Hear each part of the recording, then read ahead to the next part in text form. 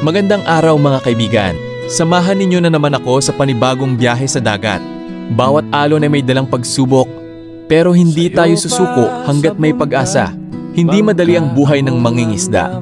Init ng araw, lakas ng hangin, at pagod ang puhunan namin. Pero sulit ang lahat kapag may nahuhuling isda at may maiuwi sa pamilya.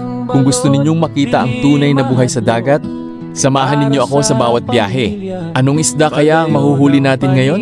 Panoorin natin hanggang dulo. At kung nagustuhan ninyo ang video, pakisuportahan po ang Romeo Pelayo TV. Huwag kalimutang i-like, mag-comment, i-share, at i-follow para hindi ninyo ma-miss ang susunod nating mga adventure sa dagat. Maraming salamat sa inyong suporta. Ingat po tayong lahat at magkita-kita tayo sa susunod na biyahe. God bless. Kay ang Ginoo mo hatag sa hustong panahon.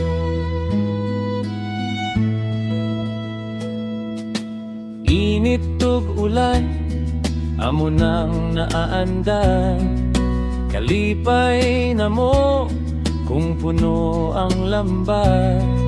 Salamat Ginoo sa matag adlaw. Ikaw ang kusog sa among kinabuhi. Oy mga mangingisda, padayon taglaban, bisan usahay gamay ra ang kuha sa kadagatan. Ayaw gyud kawati ug paglaom, kay ang Ginoo mo hatag sa hustong panahon.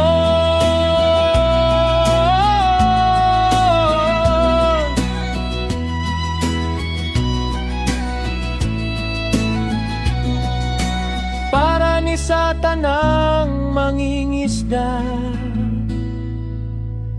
amping kanunay sa laot ug ayaw kalimot mo like, mo share ug mo follow sa Romeo